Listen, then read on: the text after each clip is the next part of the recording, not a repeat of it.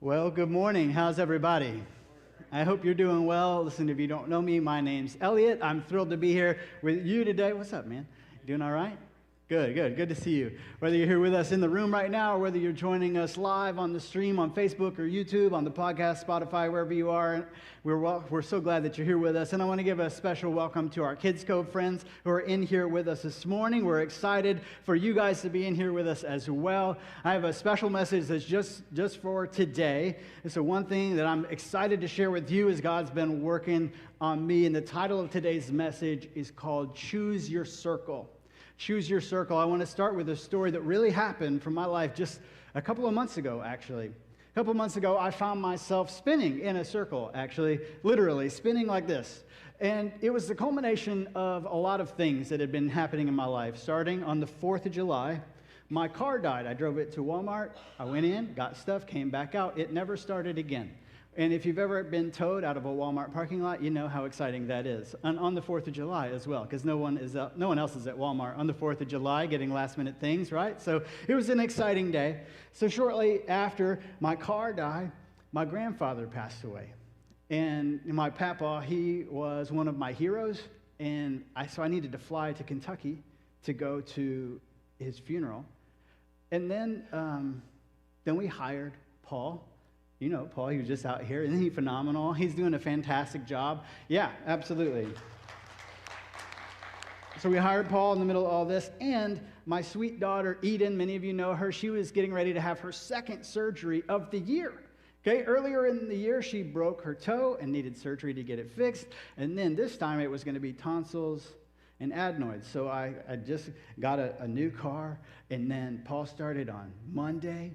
And then Eden had surgery on Tuesday, and then depending on how you cut it, Wednesday, late Wednesday, early Thursday, I'm driving to the airport to go to Sanford to go to my papa's funeral. And, it was 3:30 in the morning, and I'm just cruising. I got plenty of time. My flight's at 6:30. I'm supposed to meet my sister there, and I'm just cruising along, and I'm singing worship songs at the top of my lungs. There's nobody else on the road. You can't see anything for miles and miles. And I'm singing elevation worship, Sea of Victory. I'm going to see a victory, for the battle belongs to you, Lord. So I'm just going down the road. I'm going, and I see these headlights in the back, in the rear view, and I'm like, it's not a big deal. There's no one else coming from miles on either side. And they just keep coming. And they're coming faster and faster and faster. And just like, it's not that big of a deal, until it was a really big deal. Because this guy, he's going about 85 miles an hour, and he comes screaming up behind me, and I'm in the middle lane, so I'm like, I don't have to move, do I? Apparently I did, because he came flying up behind me at the last second, jerks to the right, loses control, fishtails, punches 3 holes in the side of my car, and sends me spinning like this all over I-95. And I'm praising Jesus in this moment that there's nobody else on I-95, because I was in all of the lanes. And I was trying, in that moment, I'm slamming on the brakes, and I remember saying out loud, seriously? Is this happening right now? Are you kidding me? And I'm trying not to flip the car that I've had for 2 weeks at this point, by the way. And I'm trying not to flip it, and I'm slamming on the brakes, trying to get it to stop. I finally did get it to stop. Well, okay, it finally stopped when I slammed into the guardrail and pinned myself facing the wrong way on I-95. Every light on the dashboard comes on. Then I watch my man drive away like nothing happened. And in this moment, it was all I could do to hold it together. I just wanted to quit. You ever been there? Like, just, what is going to happen next? Boom, boom, boom, boom. Time after time after time after time. What else can go wrong? But I can't sit there and have a pity party. I'm supposed to be on a flight. Okay? And so I have to start making all these phone calls. I got to call the cops. I got to call my insurance company. I've got to call my wife. I got to call my parents who are already in Kentucky, and call my sister who I was supposed to meet at the airport, and tell them all the same thing. Hey, I'm fine, I think, but the car, not so much. And I'm not sure that I'm going to make this flight, much less the funeral, which was problematic because, you see, I'm supposed to speak at this funeral, I'm supposed to sing at this funeral, and I'm supposed to pallbear at this funeral. And for those of you who don't know what pallbearing is, we're going to carry the casket. So me and my cousins, we're all going to do this for my grandfather. And I'm like, in this moment, I'm just going, I don't know what else to do. So let's pause that story. I'm going to come back to that in a minute. So let's leave me on the side of the road, I-95. Let's rewind about a month. Abby and I are on a rare and glorious date night. For those of you who are our Kids Cove friends, you know Miss Abby. Yes, she really does hang out with me. I don't know why either, but I'm really glad that she does. So we're out on a date night, and we're having this conversation about how life has just been coming and coming and coming, and we're tired. We're exhausted. We don't know how it's going to go on, and so we're having this conversation, but we need to bring some people into our lives to help us kind of fight the battles that we're too tired to fight, because sometimes life just throws at you a little more than you can handle. And we all need this circle, don't we? And I'm not talking about acquaintances. I'm not talking about people to play board games with or go to dinner with sometimes. We need those people in our lives too, but for the purposes of this conversation, that's not who I'm talking about right now, okay? In many ways, we're so much more connected to each other than we've ever been, aren't we? That's the beauty of technology, is I'm connected to people that I would have otherwise lost contact with a long time ago. But what I've found, at least in my life, is I still have the same relational capacity. In other words, like I'm maybe connected to more people, but I'm not as deeply connected with anybody as I would be otherwise. And we need to go deeper, don't we? We need to go deeper in our relationships. We need to have people in our lives who really know us, who are really known by us. We need somebody we can call when we're on the second surgery, we're on the death of a loved one, in need of a third car. All in the space of 1 month. It's 3:30 in the morning. Who you calling then? We need people who we can trust. We need people who know us, who love us, who've seen us at our worst and our best, know us, love us, but aren't impressed by us.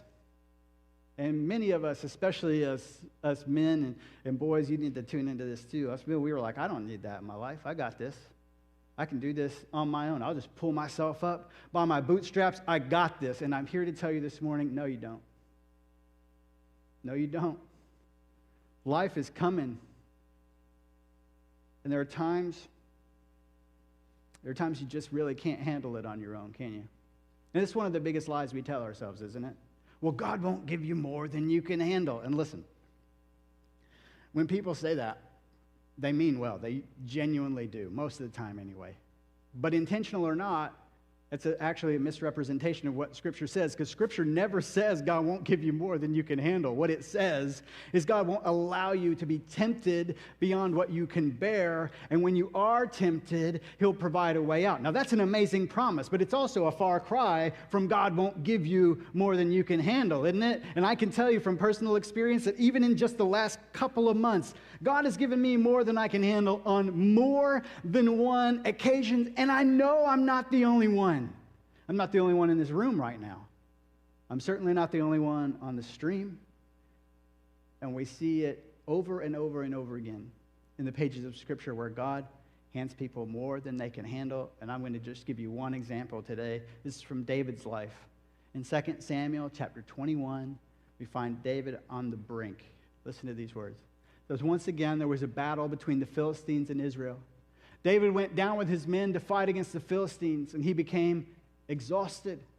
At Ishbi-benob, one of the descendants of Rapha, whose bronze spearhead weighed 300 shekels and who was armed with a new sword, said he would do what? Said he would do what? Kill David. Thank you, Kids Cove friends, for helping me out here. But Abishai, son of Zeruiah, came to David's rescue. He struck the Philistine down and killed him. Then David's men swore to him, saying, "Never again will you go out with us to battle, so that the lamp of Israel will not be extinguished." In the course of time, there was another battle with the Philistines at Gob. At that time, Sibbecai the Hushathite killed Soph, one of the descendants of Rapha. In another battle with the Philistines at Gob, Elkanah, son of Jair, the Bethlehemite, killed the brother of Goliath. You may have heard of him. The brother of Goliath, the Gittite, who had a spear with a shaft like a weaver's rod. Some of you are like, why in the world are we talking about this scripture today? That's a weird, there's a whole lot of names and a whole lot of things. Why are we talking about this? Here's what I want you to see. Here's what I want you to see. David was exhausted, but the battle came anyway. David was exhausted, but the battle came anyway. The battles didn't slow down so David could take a day off, so he could have a mental health day, so he could go take a nap. The battles kept coming anyway. And if David hadn't surrounded himself with people who could fight the battles that needed to be fought, even when he was too tired to fight them, he would have wound up dead. But instead, in Scripture, we read about David's mighty men. And if you've never read about David's mighty men, man, you need to do that. I'm not even going to try to pronounce their names because you just listened to me butcher a whole bunch of names just now. But I want to give you just a snapshot of some of the things that these guys did. One of them killed 300 men and the son of a giant, just one guy. Another one killed 2 Moabite heroes, an Egyptian giant, and a lion. He went down into a pit with a lion on a snowy day. He's the one that walked out. I'm watching that movie. How about you? Yeah, I'm watching that. Another one killed 800 men at one time with a spear. 800 men, one time with a spear. These are some bad dudes. These are some guys that you want in your corner when it's going down. And David was no slouch, right? David was a noted warrior. He was skilled. He was chosen by God to lead the people of Israel. And yet, he surrounded himself with other people because he understood that not even David could fight all of the battles that were coming his way on his own. So he handpicked his inner circle, and they saved his life on more than one occasion. So let me ask you, who's sitting at your table? Who's sitting at your table? Who's in that circle with you? Who are you going to call when you're too exhausted to fight anymore? These are not just people who wander into your life. These relationships don't just happen one day by accident. These kind of relationships have to be cultivated over time. They've got to be forged on purpose, for a purpose, and with purpose. And many of us, we choose not to do this because we understand, like, man, if I'm going to trust somebody like that, that's going to take some time. I'm going to have to sacrifice some other things if I'm really going to get on that level with somebody. And I don't know if I have time for that. And I came here today to tell you this. Your life will never be any richer than your relationships. It won't. Your life will never be any richer than your relationships. And you find yourself frustrated, you're worn out, you're tired, you feel alone, and it might be because you are. It might be because you are. But you don't have to stay that way. You don't have to stay that way. You need to identify the people in your life that you want to bring into your inner circle, because we understand that not all relationships are created equal, don't we? We understand this, and we say this to our kids all the time. You need to be kind to everyone. Parents, you say that to your kids? You need to be kind to everyone, but you also understand the difference between people who pour life into you and suck life out of you, don't you? You just had two faces pop in your head when I said that, didn't you? You don't have to say it out loud. It's okay. There's a difference between the people who breathe life into you and the people who suck the life out of you. My question for you is this: are you intentionally spending time with people who fill you with life? Are you intentionally spending time with people who fill you with life? These are the people who want things for you, not just from you. That one sentence will change your life. These are the people who want things for you, not just from you. And listen, these people, they will enrich your life. They'll enrich your soul. So how do you find these people? Well, every Wednesday at 10:30, I meet on Zoom with a group of pastors from around the country. It's called the Connect Leadership Network. What's up, fellas? I love you. I'm glad you're in my life. We meet every Wednesday and talk about what's going on and share some things that just can't be shared in any other place. And over this last year, we were going through a book called Soul Strength by Dr. Alan Algrim, and he had this list of questions that I think will be very helpful. So I wanted to share them with you this morning. I want you to answer these questions. Check these out. It says this: who breathes life into me rather than sucks the life out of me? Who challenges me spiritually? Who sharpens me mentally? Who's a friend of my excitement? Who makes me laugh? Who can keep a confidence? Who leaves me feeling more alive? I'll leave it up there for a second. If you want to take a picture, you can do that. I'll read it one more time. Who breathes life into me rather than sucks the life out of me? Who challenges me spiritually? Who sharpens me mentally? Who's a friend of my excitement? Who makes me laugh? Who can keep a confidence? Who leaves me feeling more alive? Now, if you follow us on social, on Facebook or Instagram at 12:30 today, right after second service is over, these questions are going to appear there. Here's what I need you to do. If you didn't already take a picture, I need you to go there. I need you to screenshot that, save it, whatever. And either at lunch today or at dinner today with whoever you're with, I want you to answer these questions. And what you'll find probably is that the answer to these questions involves more than one person. Okay?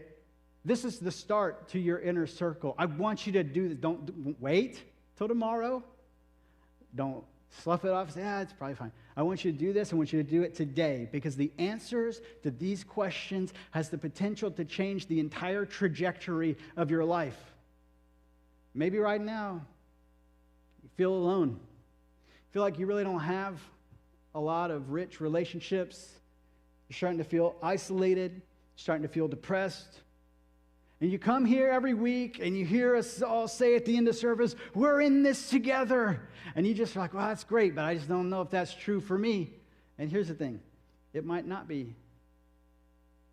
It might not be. And I know that's hard to hear. It's hard to hear for me, and God's been working on me, and I want to just share with you what he's given to me. And I hope you know that when I say this, I say it in love, but here's what it is. Here's a hard truth. You are where you are relationally right now because of relational seeds you've sown or failed to sow. You are where you are relationally right now because of relational seeds you've either sown or failed to sow. Let me say that another way. You have the relationships you have because of the choices you've made. And maybe that doesn't feel real good. Maybe I don't like where I am right now. The good news is this. If I don't like where I am right now, I can change that. I have the power to change that. And I feel this in a personal way because I've been feeling pretty alone lately. And pastors often do. And I debated on even saying this to you, but I'm going to share this with you. Pastors have this thing, most pastors that I know, have this thing where Satan likes to get in our head and he'll say, you don't actually have any real friends. You know that, right? Because even the people that hang out with you, they're not the same people when they're with you than when they are just with anybody else. So you don't actually know anybody because they put it on for you. And then they are their real selves with everybody else. So you don't actually have any friends. You, my friend, are alone. And I can tell you, as I'm sitting there, pinned against the guardrail on I-95 at 3:30 in the morning with all the dashboard lights on and not a light in sight, I felt that. I felt that. It felt like this was the culmination of everything that could go wrong had been going wrong in my life. And I was exhausted. I was pretty depressed in that moment. And I didn't want to keep going. I'm like, I quit. I'm just going to sit here for a little while because what's the point? You know what happened next, though? My circle changed my story. My circle changed my story. Our neighbor, why she was doing this outside of Jesus, I have no idea. Our neighbor decided that 3:30 in the morning was a great time to walk her dogs. So she's outside and sees Abby running around because she's going to come get me, but she's got to load all the kids in the car because she can't leave them there by herself. Our neighbor sees her running around and says, what's going on? Hey, I'll watch the kids, let them sleep because they got to go to school in like 5 hours.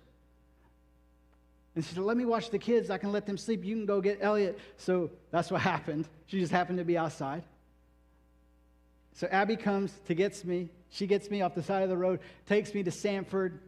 I get on the flight. I go to the funeral. I just barely make the flight, but I did make it. Get there up at the funeral, and I'm supposed to fly back on Saturday. My wife is supposed to be at a wedding on Saturday. Our nephew got married that same Saturday as my grandfather's funeral, and that wedding was just north of Tampa. Okay, I'm not touching down until 11 p.m. Okay, we got a 10-year-old, a 7-year-old, and a 5-year-old. Anybody else want to sign up for driving across the state at 11 p.m. with all them? So my buddy Joe, who will be here in just a little bit, he's outside putting stuff up for Fall Festival right now. He said, hey, my family, we're going to be in Orlando on Saturday anyway. I'll send them home. I'll stay late. I'll pick you up at the airport at 11 so that you don't have to have Abby and the kids go all the way across the state and get home at 2 in the morning. So he showed up for me there.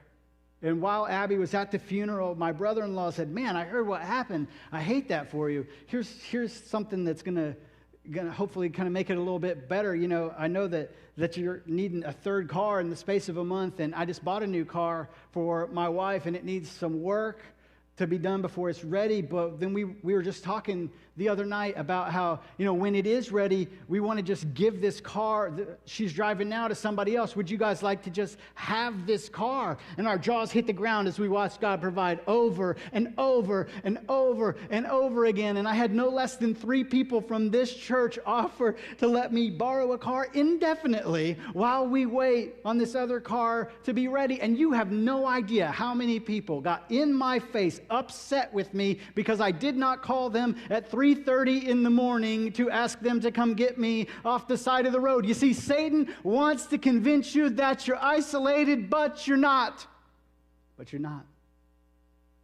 Isolation's a choice. You need people in your life who you can call. I'm not talking about text right now. I'm talking about call at 3:30 in the morning. These relationships do not happen by accident. So we're not going to live isolated anymore, church. We're in this together. It's not just going to be a cute phrase that we say at the end of service. We're going to spend intentional time every week, every month with people who enrich our souls because we understand that we will never be healthier, we will never be happier than the soul care people of friends that we surround ourselves with. We just won't. And these are people, man, they love well. They love Jesus well. They love us well. They love other people well. They've been transformed by Jesus, and they're actively living for Him. That's why they're willing to sacrifice. It's how they know how to love other people well, because that's what Jesus does. He teaches us how to love. That's why Jesus said, what's the greatest commandment? You remember what Jesus said? They asked Him, what's the greatest commandment? He said, love God with everything you got and love your neighbor as yourself. So church, this is the mission. This is what we are supposed to be doing. We are going to be people who love others well because we love Jesus. We're going to be there for them. We're going to let them be there for us. I know that's hard, but listen, life is not going to quit coming. It's not going to slow down because we got tired. There's going to come a day when we're too exhausted to fight the battle anymore. And when that day comes, and it will come, when that day comes, we're going to thank Jesus for the rich blessings that He's pouring out on our lives through the people we have surrounded ourselves with. And we know that those people are never more than a phone call away. You believe that, church? Let's stand together. Let's give God praise. Let's continue worshiping Him this morning.